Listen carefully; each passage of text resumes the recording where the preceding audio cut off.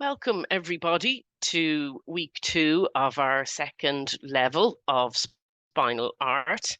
We had an introduction last week with the Posca pens, and as mentioned in last week's session, here's a bit more info on how to experiment and use your Posca pens beyond your visual diary or journal work, and they are worth playing about with.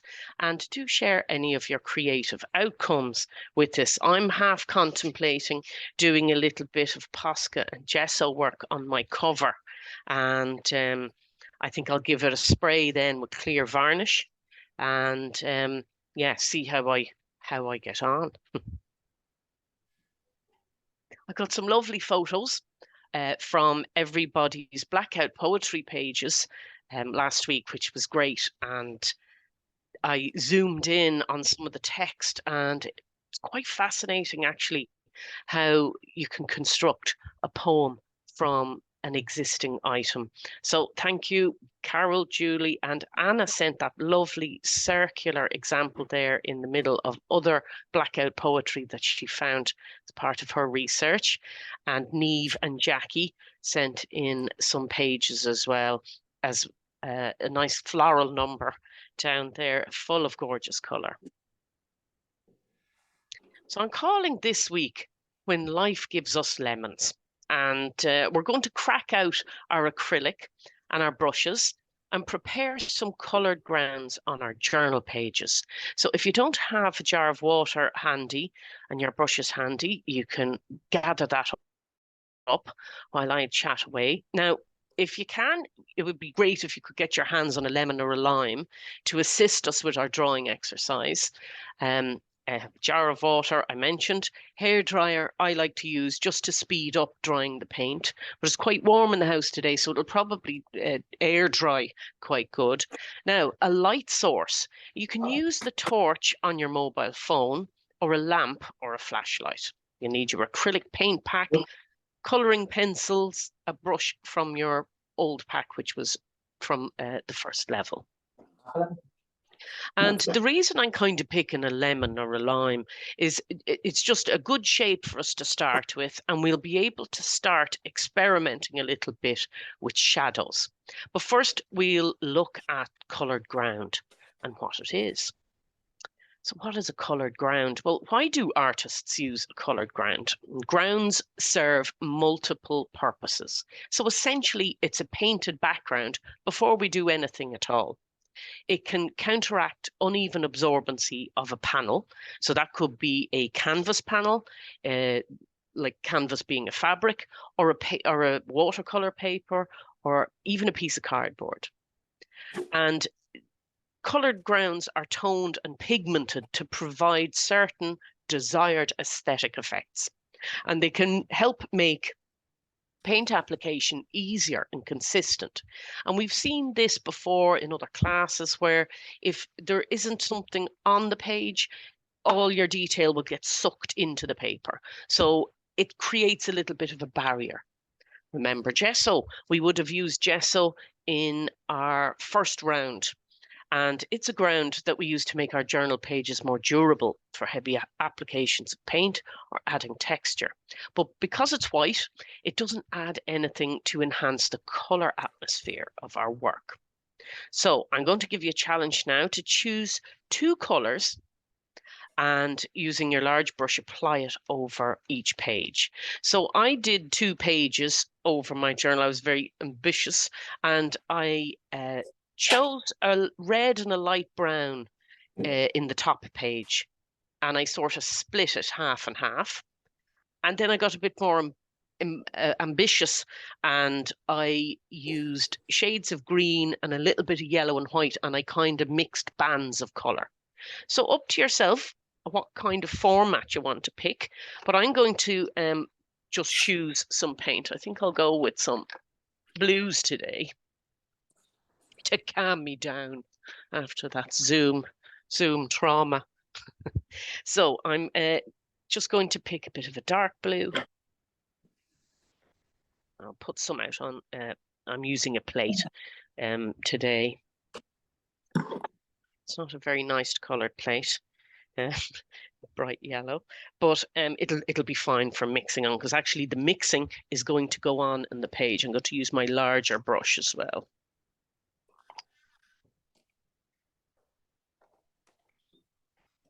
Yeah, so I've 2 shades of blue, and I'm going to add a little bit of white in to help mix that up.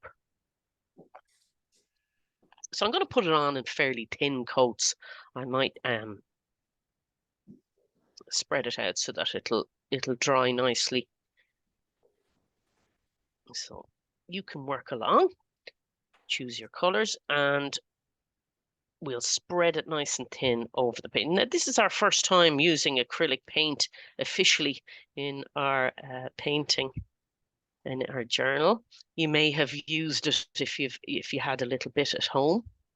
And we did mention before the tester pots and things like that. Actually, I'm going to just pop a peg onto, stop these pages moving around on me. So I'm going to add my blues on now, just paint it out. So you can choose to do stripes horizontally, or not stripes at all. Blend a little bit of white in. This is going to be a fairly darkish background, which I think will work nice if I add my lemon onto it for a change. So I'm kind of brushing the paint across in an X so that it'll blend together in the 2 sections. I'm going to move my light down. I'm not sure if you can see my camera from the screen share, but you can change your gallery view to to speaker view, and you might see my hands working as well. I'll just try and verify that I'm doing that right.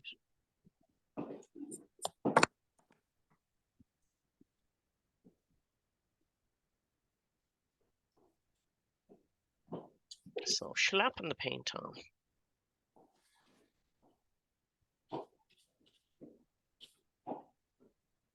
You could also use your sponge brush for this as well. I think mine's over by the sink.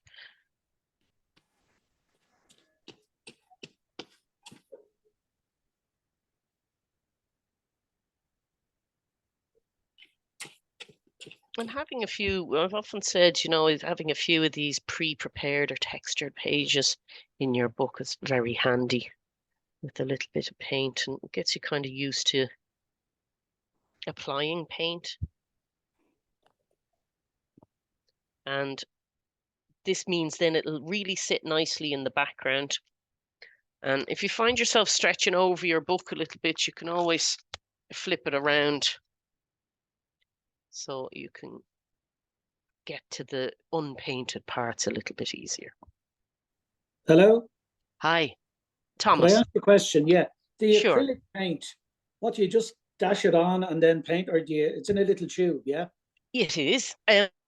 You could pop it out onto a couple of blobs out A onto couple of your blobs. plate. Brilliant. Yeah. Okay. That's fine. I've picked 2 colours and a bit of white. You could use a plate from the kitchen, or some people use the disposable palettes, you know, they're little paper things.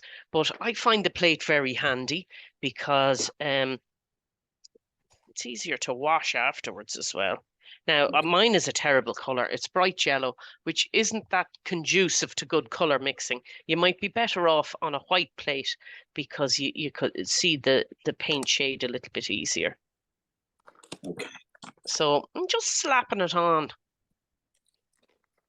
not over blending it too much. And any blobs I have, then I'll take a look and see if I need to apply it again a little bit more in places. I'm going to try and aim and do 2 pages. I'm feeling ambitious now that I'm de-stressing with my paint.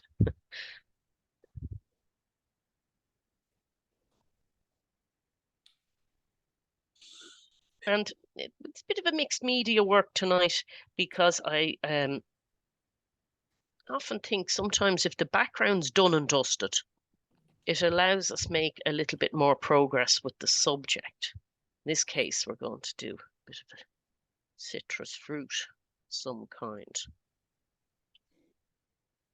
So a few patches, but I would try and keep the paint as neat as possible. There's a temptation, I wouldn't I wouldn't put too much water in it in this stage, because what'll happen is if you put too much water in, it'll break the pigment down and you'll only get watery color on the page. And we only really used watercolor in week one, or in our first phase of classes. So the acrylic is much more plastic. So it's a very solid finish.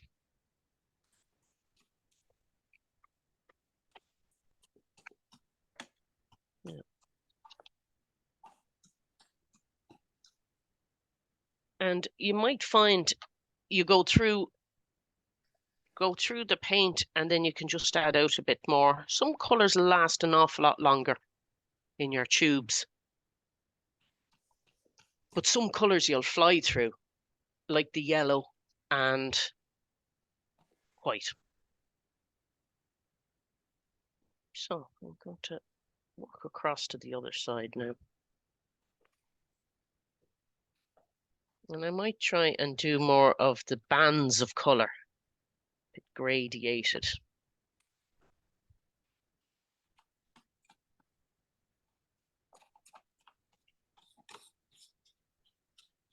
And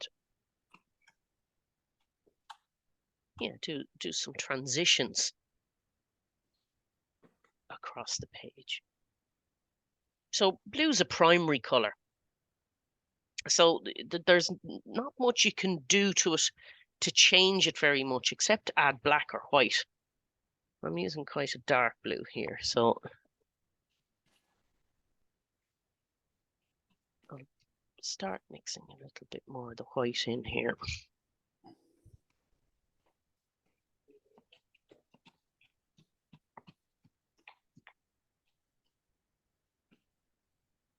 This square head brush is good for spreading paint around. Stick me peg down the other end. Are you in the habit of using your pegs? Maybe it's something you have to get used to. They're never used on the washing line here. Well, there's no drying weather at the minute, but I think I probably use pegs more in the art room than I would at the washing line.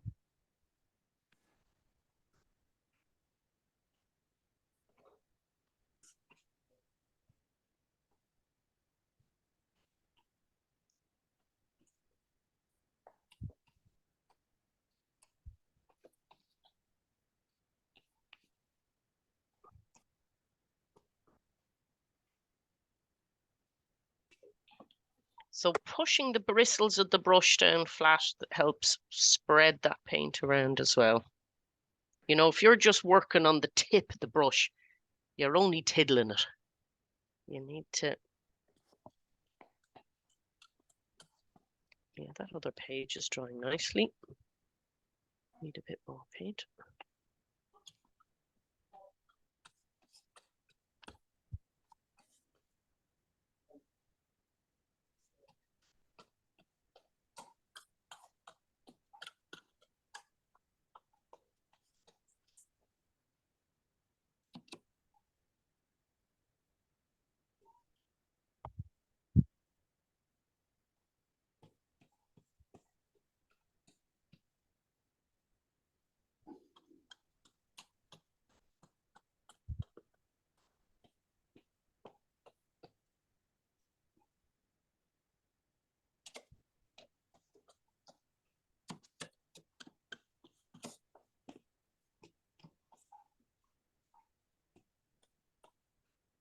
So some of the best painting is achieved by creating layers of paint. If you were working on a canvas, you might choose your color ground to help influence the picture. So if I was doing, let's say, an Italian kind of very warm looking landscape, I might put a peach colored ground underneath it, so that if I'm using a lot of greens and browns, it's going to put a bit of warmth in through the whole piece. So, and coloured ground can influence the atmosphere of the picture. So because I did kind of a warm red one in my example on the screen and a green one, I said I'd push the boat out and do a cooler blue background and see how that will influence how I will paint this example.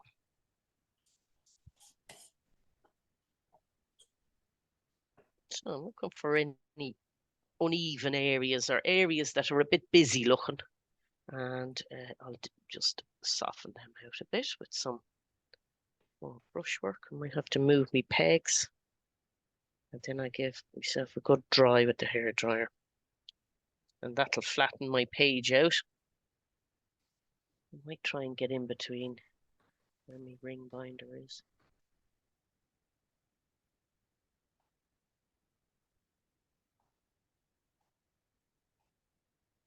And use up my paint.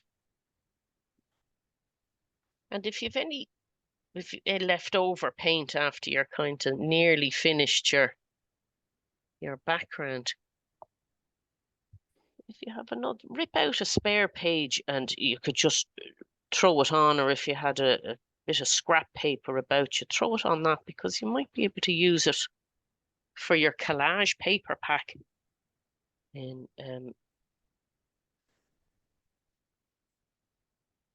another paint sitting.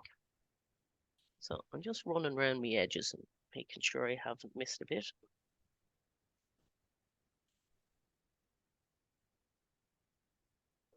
And once sections are starting to dry, you can work over them. If you think, oh, that's a bit patchy looking.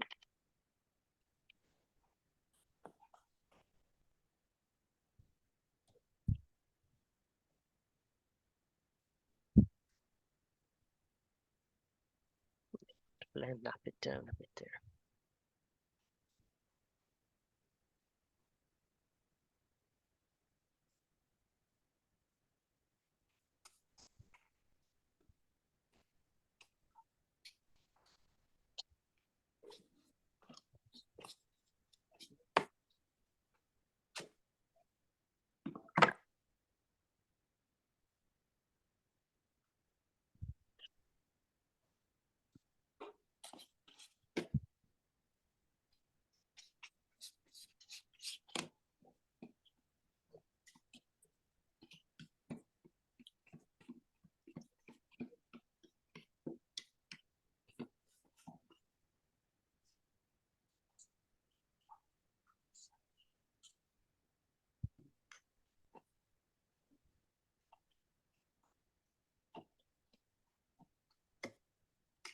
Yeah, I'll just stick myself on mute for a minute and I'll give that a quick blast.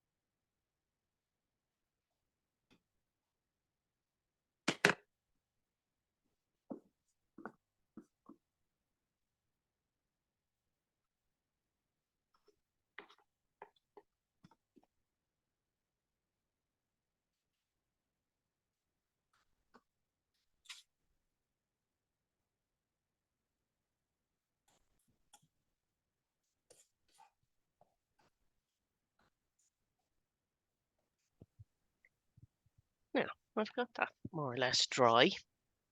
And it even feels a lot more plasticky now. The page feels a lot smoother. And I'm going to have a little think about, I have to remind myself where the top and the bottom is of my book. I'm the right way around. I'll turn myself about.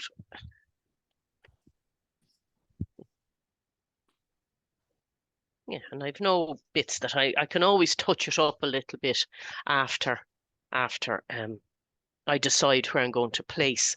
Now, this lemon has seen better days. It's getting a bit wizened, but it's a good shape. And I actually have a dried one from the summer, but it's not a very attractive colour. But I'm just going to kind of see how it looks across the page. And I'm going to play a little bit with my phone light and see how I can get shadows from it. So I'm just going to click on to the next slide. It probably illustrates it a little bit better. So I'm going to call this bit playing with light. And the light source, whether it's a lamp or maybe it's just the overhead light in your kitchen or wherever you're working, you'll see a cast shadow that occurs underneath the object.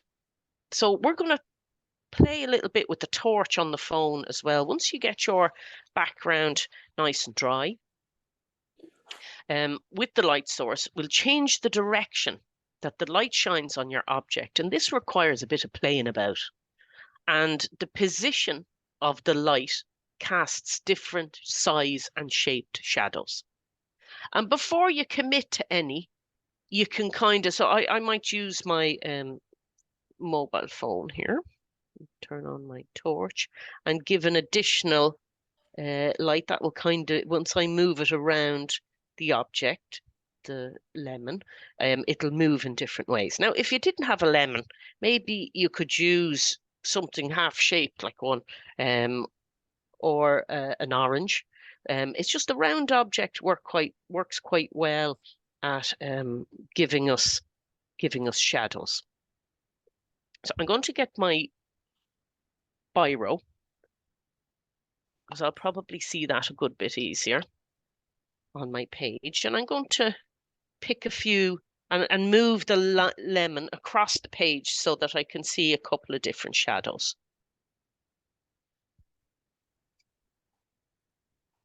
So I might do two on one page and one with a really long shadow on another page. So I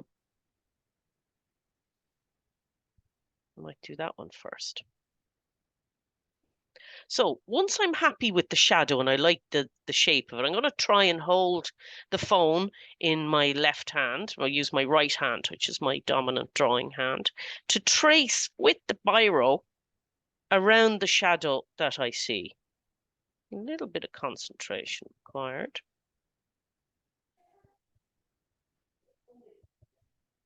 And then I'm going to do a couple of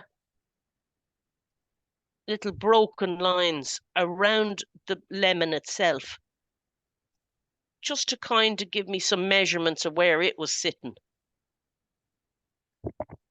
Around the back. So it's almost like I'm sort of tracing or mapping with my biro. And because my background's quite dark, I'm seeing the ink of the biro pen easy enough, even though it's blue. So I have one, I'm going to do one on my left page and then I'll play around here and get another one. I want one that you can really see the end of the lemon with it. And you can do this with any object, actually, if it was a wine glass or a cup. I just think we'll keep the shape simple for this evening. It doesn't have to be perfect, but I do want to get this lemon has a bit of a nubby sticking out bit.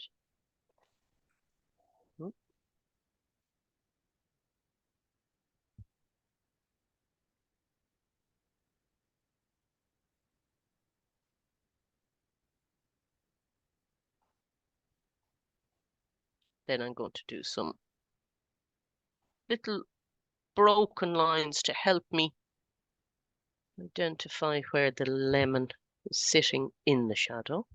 I'll join them up afterwards. It's just to kind of help me place everything. I'll do one more.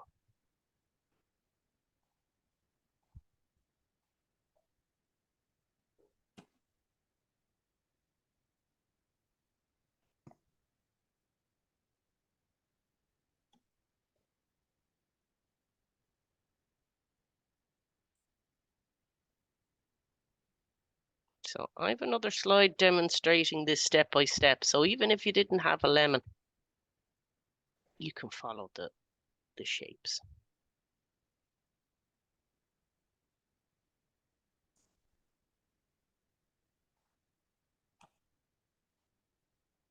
No, but by no means perfect. So if you didn't have a phone torch, you could use just the light from your kitchen and moving the lemon in a or moving the around it so that you see different sizes of cast shadow. But you could use any small object that has an interesting shape or shadow. Like I've seen it done with a Tipex bottle or a wine glass. Of our exercise tonight, the more simple shape is better. So this is kind of what I end up with. The continuous line here in the green area is the shadow that I drew. And these little broken lines show me where the lemon was. And the broken line helps me locate where the lemon was. And this will help when we're shading in. So we're going to aim to have at least 3 lemons to work on. And they don't look much at the minute. These broken lines here on the brown square just show me, give or take, where the lemon was sitting when that shadow was being cast. So I'm just going to, at a little minute now, and examine my drawings just to make sure that I can work with them. A little bit wonky, but what we don't want is a cartoon. So actually, sometimes the little wonky drawings are the better. So the continuous line was the shadow that I chose to draw, and the little broken line just giving me some markers where the lemon was sitting.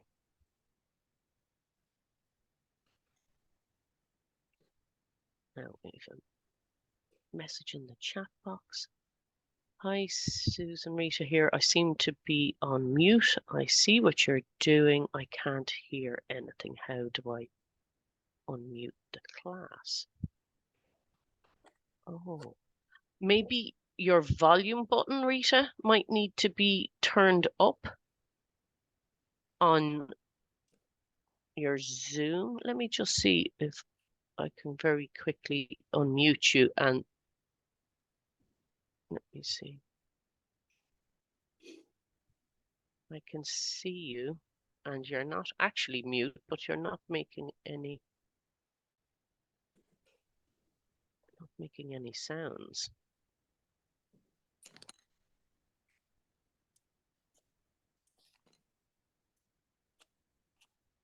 Now, I did notice that you can, on the recording, get subtitles as well from the dialogue, which is brilliant. Which that might be of use.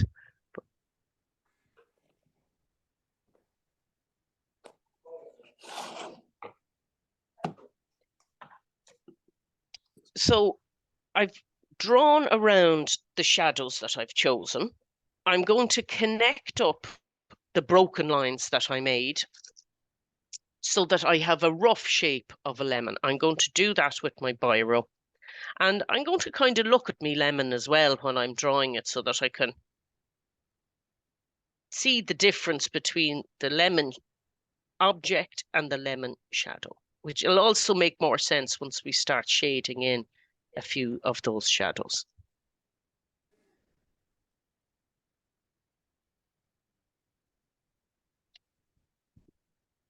Okay, and I've one over this side, it's a little bit bigger.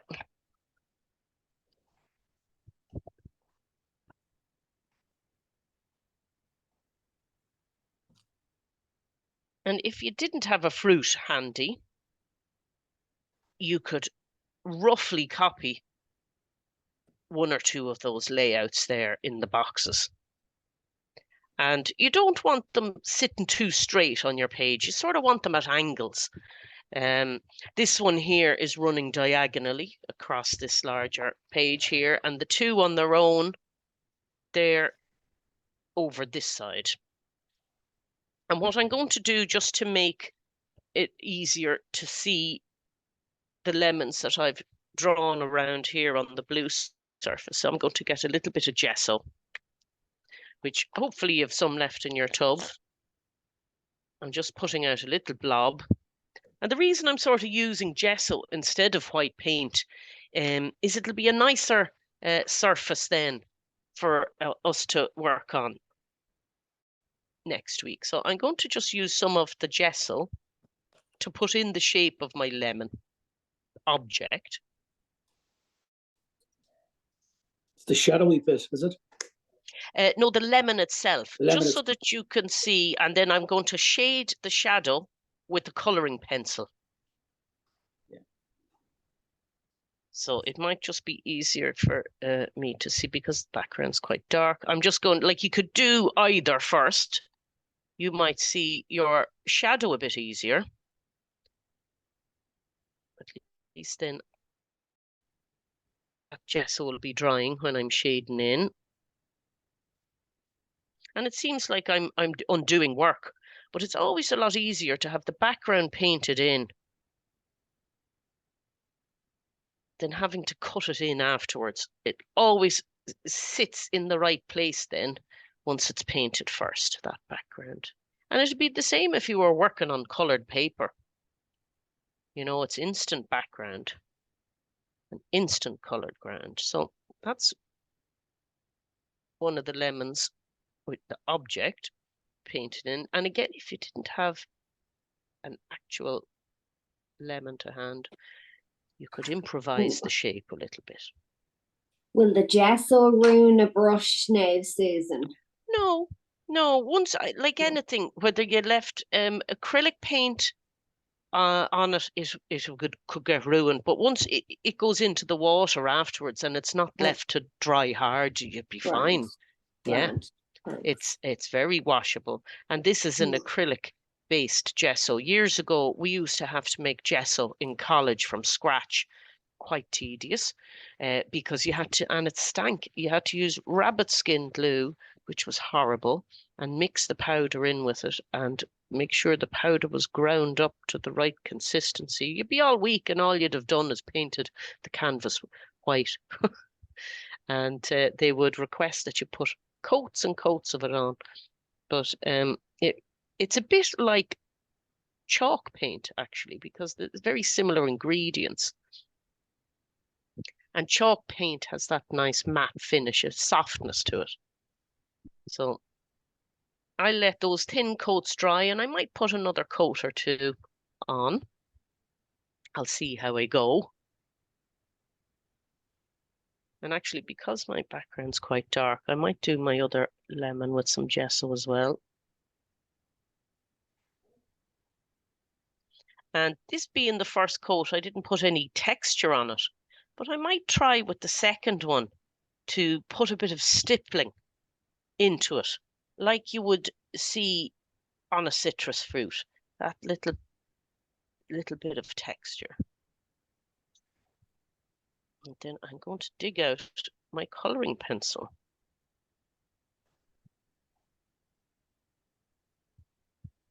And I can do a bit of shading then on my shadow. Now I'll move my lemon to the side.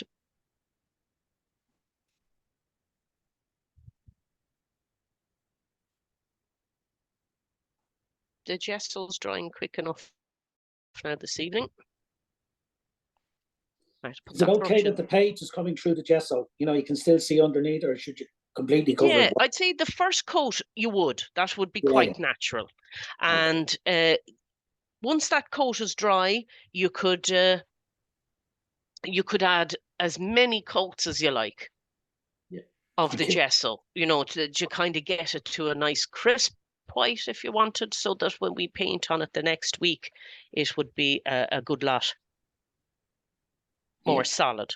So I'm going to start I'm going to start popping down a little bit of flat layers of colouring pencil in the shape or the area where I determined my shadow was.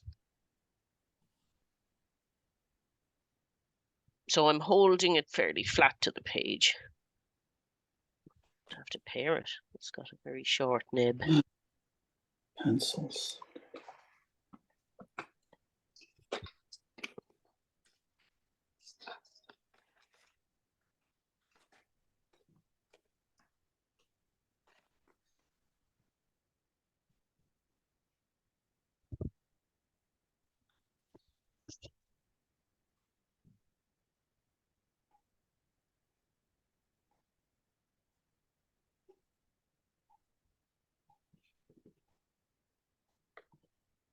Is that just an ordinary pencil?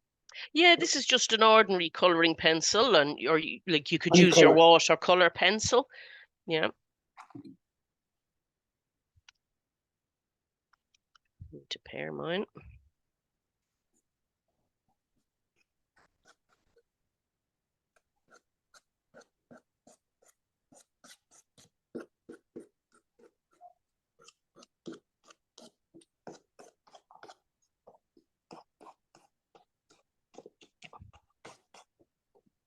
Sorry, Susan, are you colouring in the shadow as a whole or just kind of doing sketchy? I'm going to colour it in as a whole first, but you Yeah. could do sketchy one once it was nice and flat. Depends on what colour you're working on. So Okay. in that example I have up on the slide, you can see it's quite sketchy over the texture of the paint, and it works Yeah. very well. Whereas my color tonight is so dark, I'm going to have to go quite solid on it. Yeah. So that I can see a difference, and then maybe work in on top of it with a white pencil. So I can build it up in layers. Yeah. So I might have been a bit ambitious with my very dark background. And is it like a black or a dark brown pencil you're using? I'm using a black, but you could use a dark brown if it suited your background a little Yeah. better. Yeah. You know, if your background had green on it, you can't go wrong with brown or black. Yeah. Cool. Thanks. And you fill in And the whole shadow with it, yeah. yeah, and you can have areas of the shadow, like I have a little bit of white paint in some sections, and that's coming through, and that's working quite well. And I could even, because mine is a little on the dark side, I could even go on top of it with a little bit of gesso and a dry brush and kind of scrub it in if I wanted to lighten it in places. So that gives me a chance for a little bit of variation, even around the edge of my shadow. If I felt, oh, that needs to be lighter around there, I can adjust the paint around it, you know, if I wanted to lighten it up in places. So once you have the shape, that's the main thing.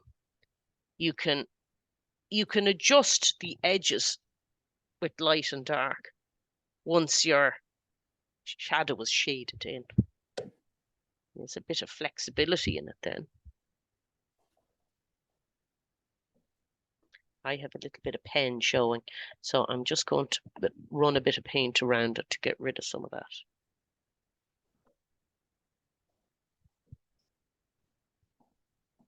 I'm like using my finger to blend some of these areas so that they're soft, and a little bit of circular motion will help that pop out a little bit. So you can alternate between the pencil on the shadow, and if you wanted to lighten up parts of it, then you could use a little bit more paint on the edges if you thought, oh, I can't see my shadow enough.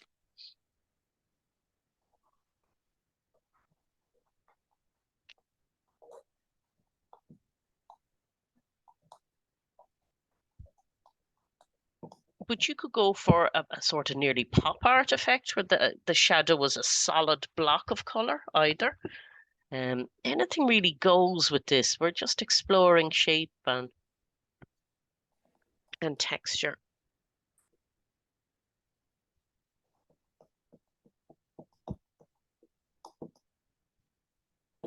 And holding that pencil flat will make good contact with the nib.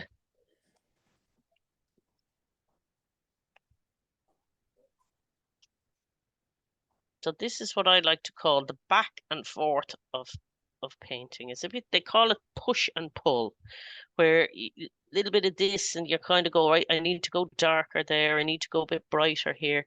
And you're sort of responding to how best you can do that, layering up paint and pencil.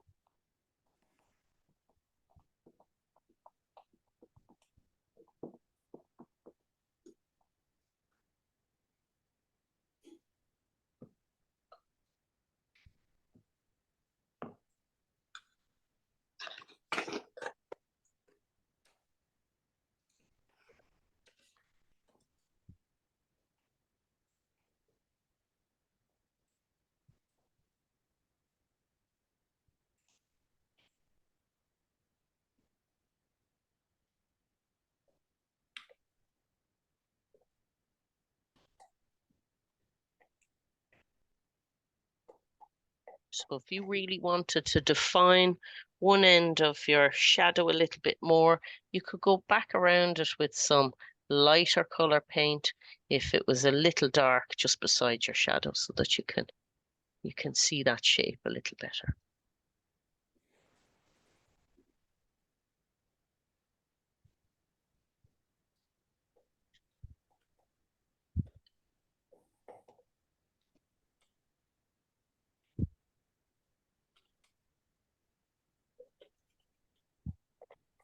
Off I go with my pencil again.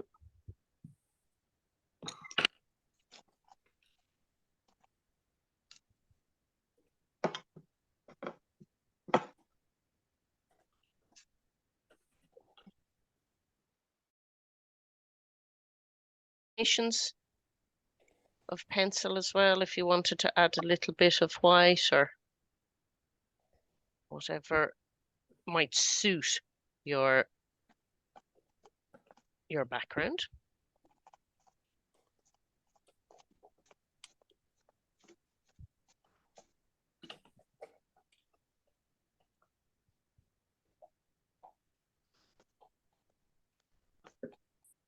You could even use paint for this. I'm just trying to make you a graft here using a couple of different materials.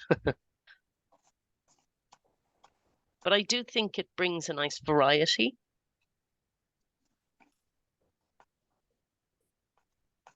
To the finished piece. There's a few little areas of interest. Now, I'm watering down my paint a little bit more.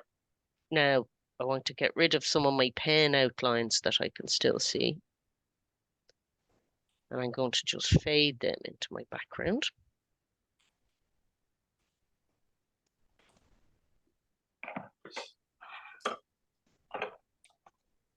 So alongside the edge of my shadow, I have what's known as a hard edge. That's right up to the biro. And then I'm using my finger to blend the rest of the paint into the background.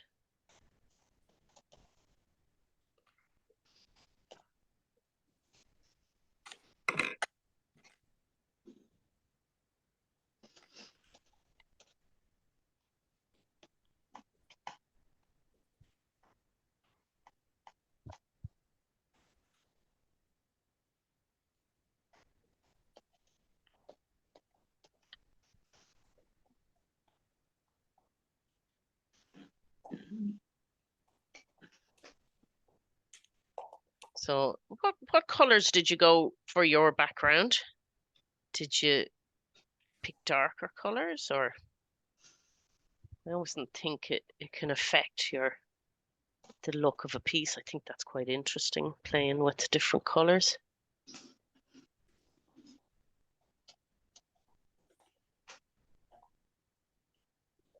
And streaking a little bit of that in.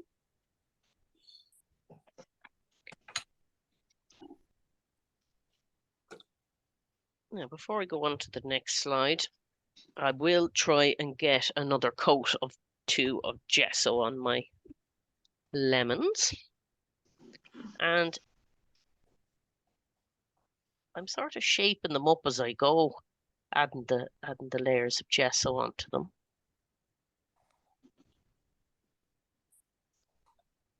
But even from, I suppose, a microscopic view of this, we're starting to make the levels of the object higher than the background. So although we're only maybe blocking them in white gesso, they're coming off the page physically, even if it is by little millimeters. And that adds to the depth of the final piece. As much as you might say, how is that? It just looks like a ghost at the minute.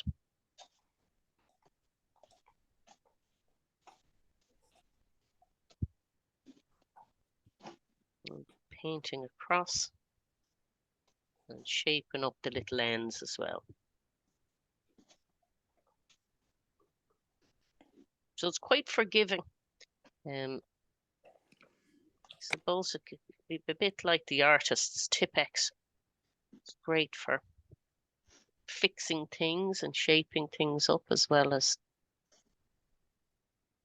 doing texture.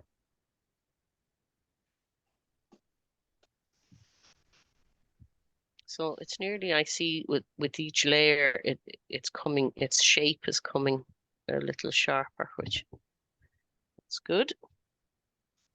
This is a bit of a patchy guy, so he needs a few coats.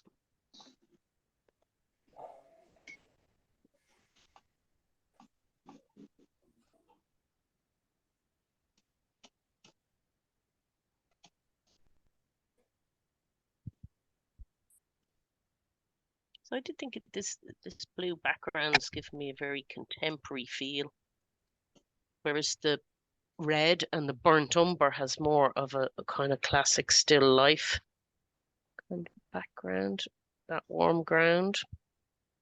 A lot of the Renaissance and Italian painters used to use backgrounds of brown. From a logical point of view, it was because they were the cheapest pigments you could get, because they were coming from the earth, all the brown ones. So a lot of underpainting is done in shades of brown. And you can see that in the work of Caravaggio, Rembrandt. They would have done all the light and shade in shades of brown. Burnt umber, which is raw umber, which has a little bit more blue in it. It's a great colour.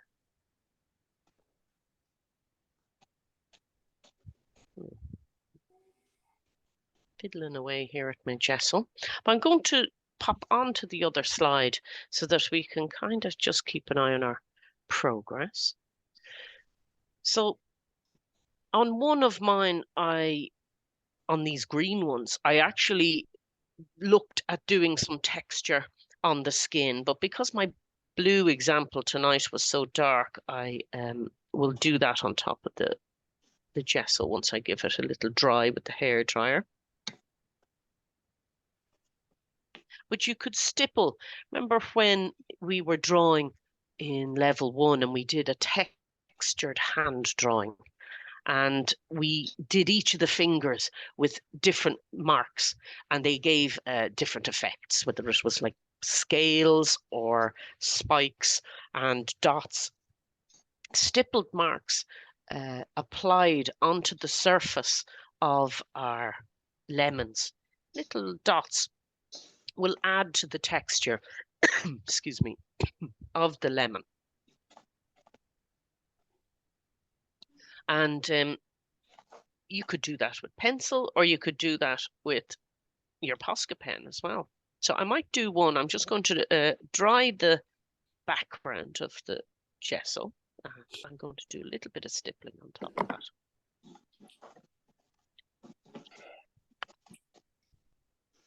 I'll just mute myself for a little minute.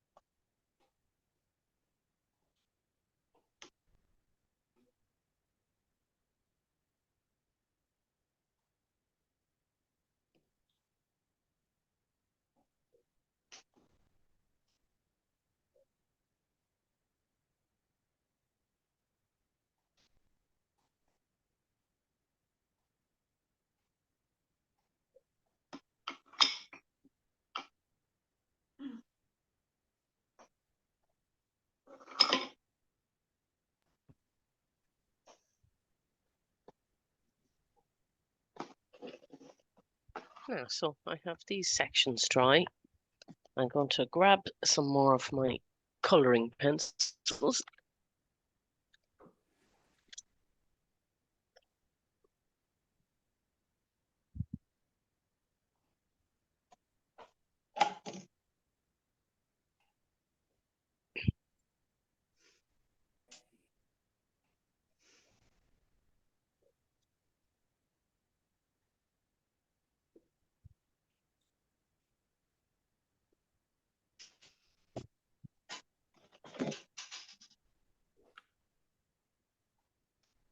Oh, so I might do one of these little small ones. So I'm going to look back at my lemon, and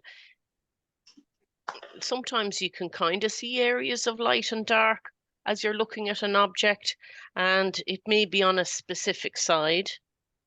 So I'm not going to dig in too hard because I could end up sort of carving into the gesso a little bit.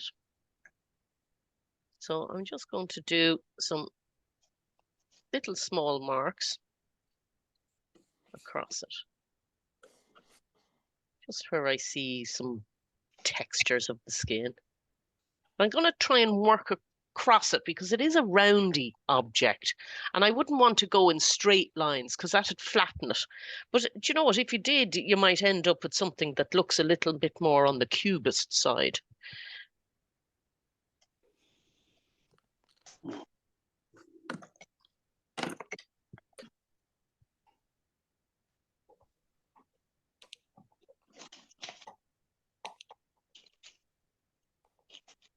This bottom end is a little darker, so I'll just put a bit more. So I'm only working with brown at the minute to kind of get myself some of those little pores or pock marks or whatever you want to call them in there.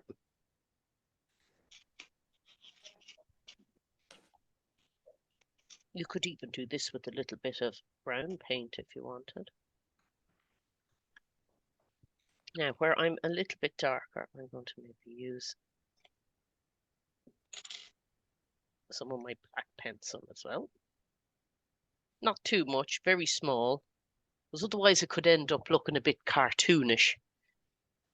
But I'm just basically building up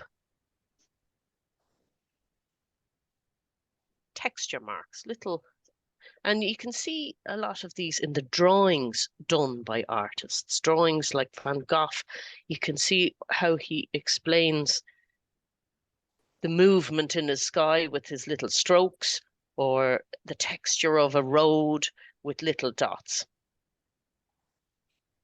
So my lighter part of the lemon is sort of hitting on this side. So I'm going to leave nothing there at the minute, and maybe just might even work a little bit of yellow Posca in there just to see what happens. And all these marks will kind of sit underneath the paint.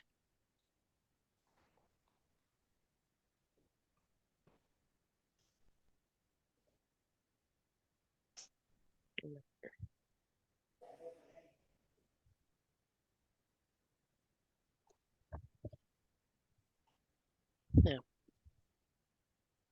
this could be hit or miss, but we'll go at it with a Posca as well. I'll find a yellow one.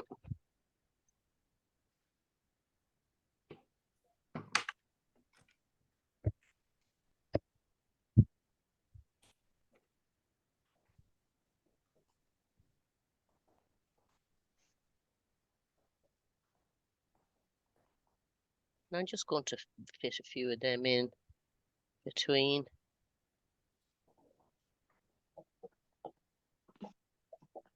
My colouring pencil marks, and they're a little bit more raised because they're a paint pen. Now you can see there in the little diagram on the right hand side.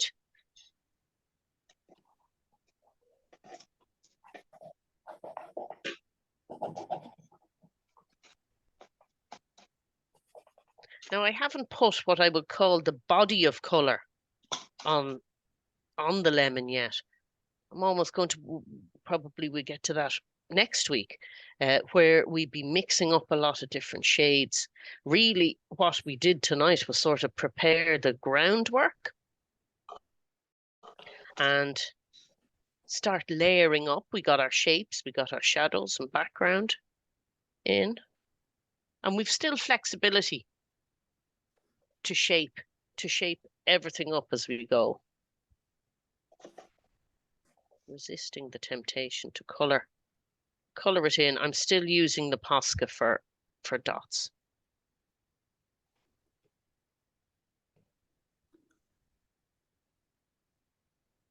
There's no marks going on the gesso, no. I have done my 3 lemons with gesso because my background was so dark. But Right. but we could paint over one. You could, if your background was light enough, you could just do the marks on top of that, and we could layer the yellow paint over then next week, which is what the plan Okay. is. Yeah, sorry. Yeah. Yeah, so really just to focus on any shadows. I might even do a little bit of white pencil into some of my shadows because I have a nice little bit of light here, but the rest are quite dark. So I'm hoping I can lighten up some if I can find a white pencil. Have a little look.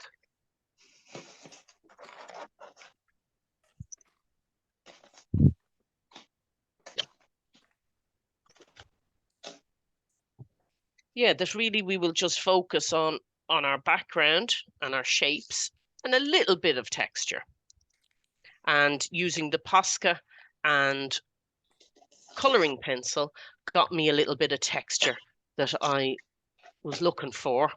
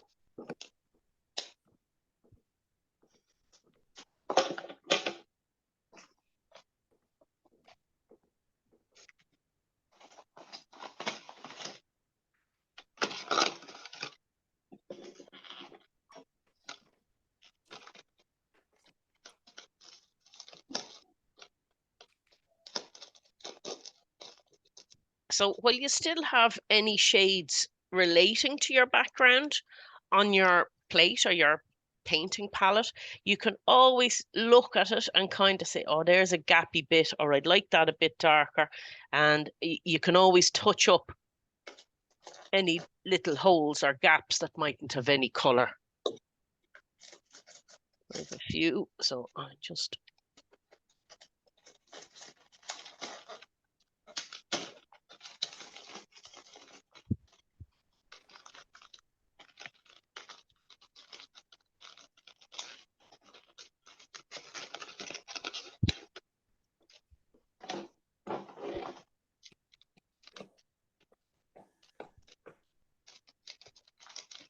I'll just pop on to the next slide.